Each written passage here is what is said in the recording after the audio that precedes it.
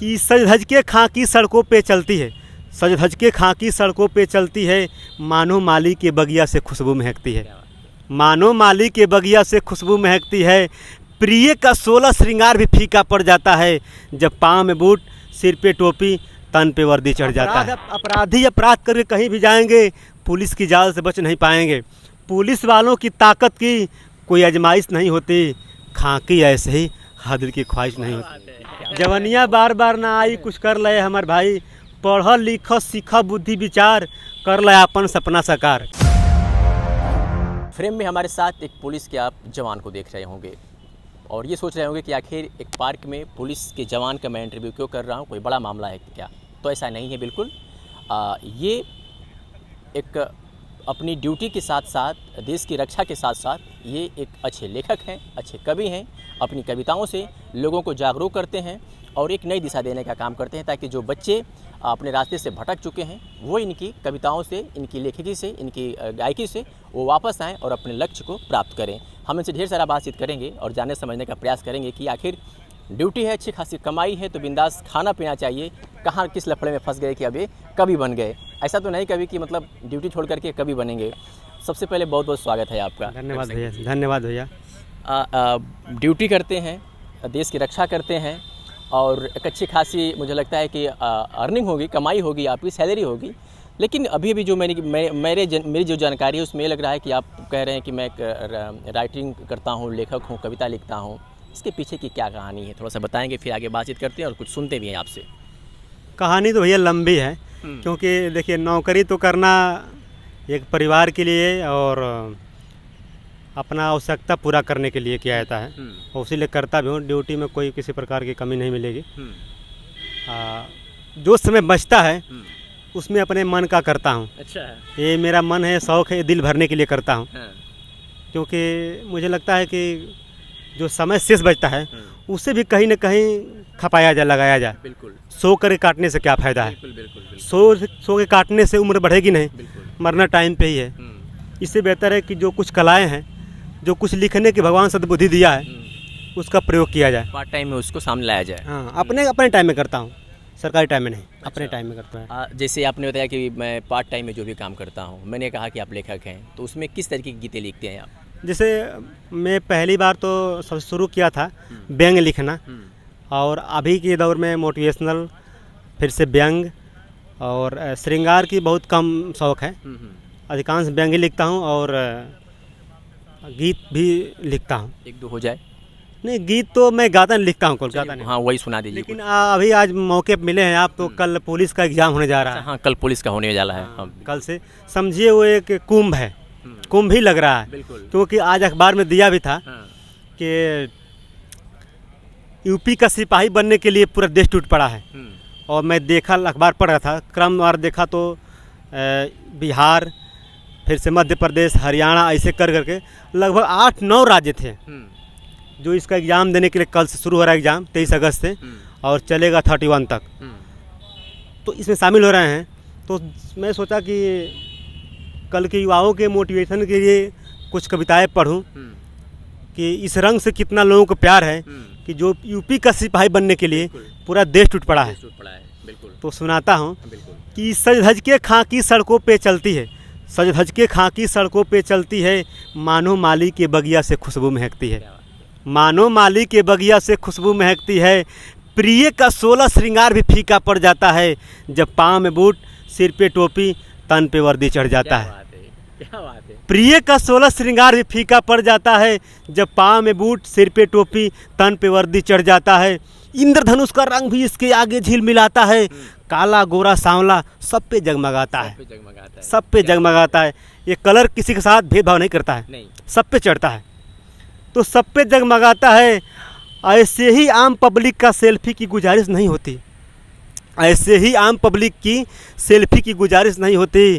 खाकी ऐसे ही हर दिल की ख्वाहिश नहीं होती, खाकी ऐसे ही हर दिल की ख्वाहिश नहीं होती। अगली 4 पंक्तियाँ आप देखे भी होंगे कि जैसे ही जवान को देखते हुए कोई स्कूली बच्चों की बस गुजरती है तो बेचारे चेहरे निकाल के, हाथ निकाल के हेलो अंकल, हाय अंकल करने लगते हैं।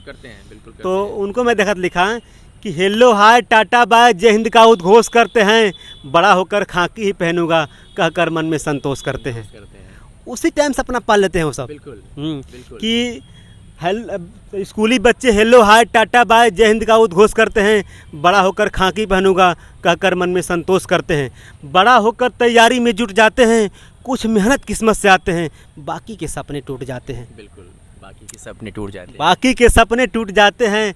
ऐसे ही युवा दिलों की पहली च्वाइस नहीं होती, खाकी ऐसे ही हर दिल की ख्वाहिश नहीं होती। ऐसे ही पूरा देश नहीं टूट रहा है, पूरा देश।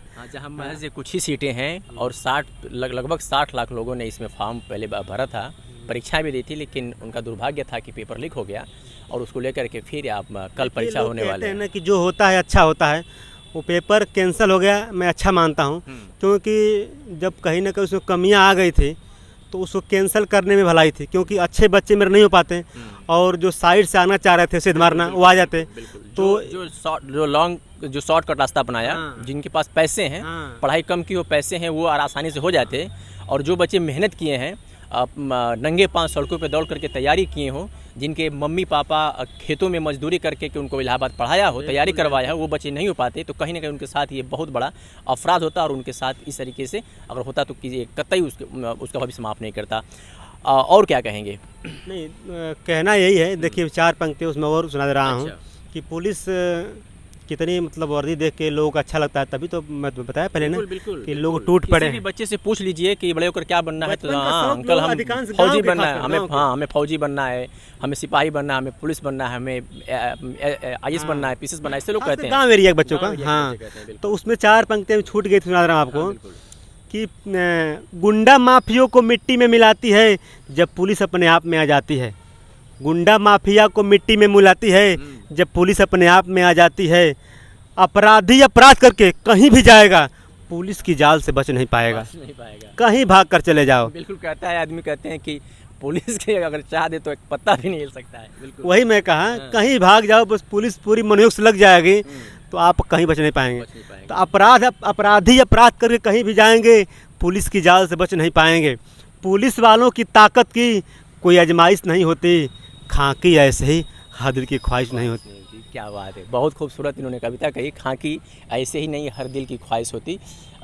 कहीं ना कहीं वाकई में जो इसकी खुशबू है, जो इसका रंग है, हर कलर पे बिल्कुल जगमगाता है। और रही बात जहाँ तक भेदभाव नहीं करता है, रंग के साथ ये भेदभाव नहीं करता है। कहते हैं कि अगर पुलिस अपने पे आ जाए तो एक पत्ता भी नहीं हिल सकता है। माफिया गुंडा बदमाश कितना हो भी बड़ा सातिर क्यों ना हो, एक न दिन पुलिस के शिकंजे में आ ही जाता है।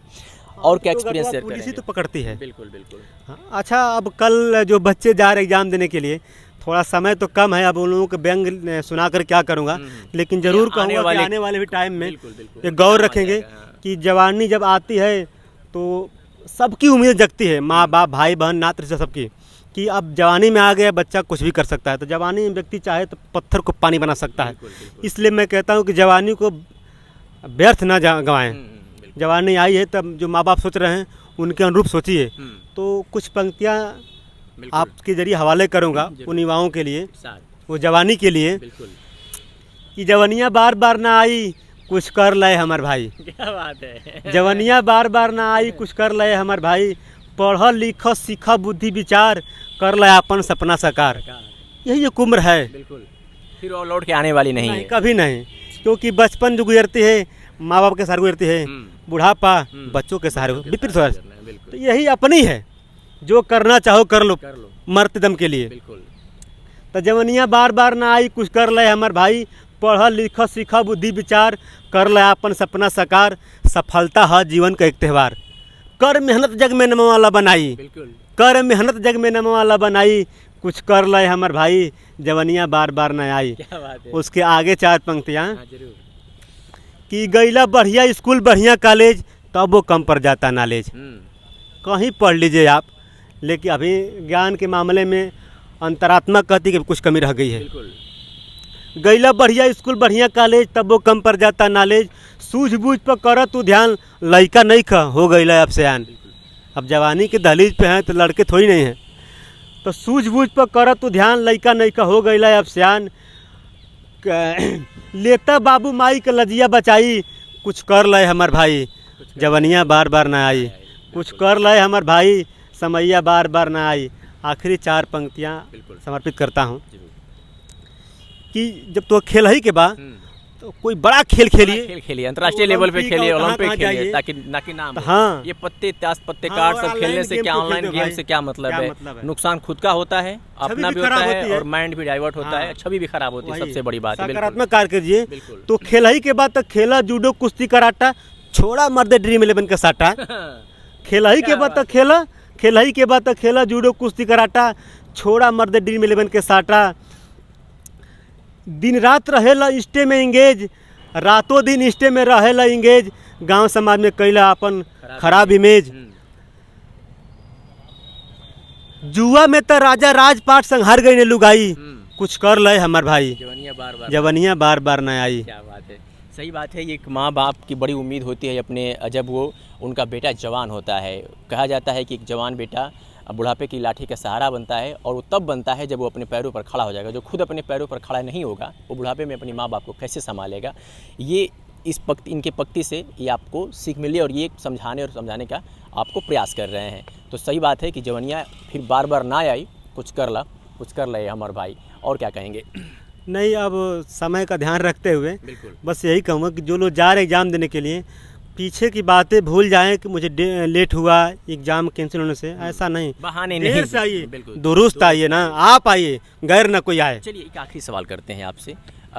ड्यूटी के साथ साथ ये प्रेरणा कैसे मिली कि मतलब मुझे ये भी काम करना चाहिए? देखिए, लोग कहते हैं ना कि कुछ चीज़ें प्राकृतिक भी होती है।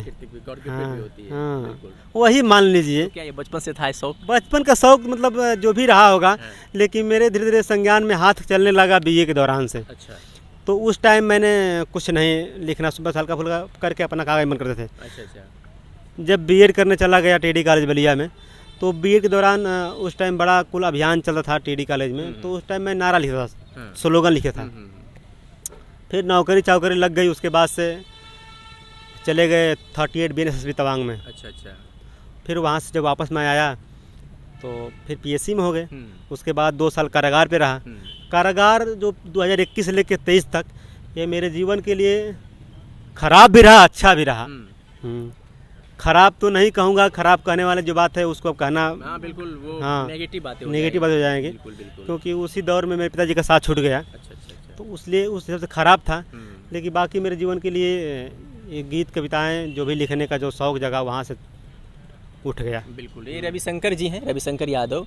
कहा जाता है कि अपना एक एक जो समय होता है, एक एक पल बड़ा कीमती होता है, उसे व्यर्थ न जाने दो, क्योंकि फिर दोबारा लौट करके नहीं आएगा। अगर आपके पास अपना खुद का कोई काम नहीं है तो दूसरों के लिए वो समय बर्बाद करिए, दूसरों का काम करिए, कभी वो आपके काम आ जाएगा।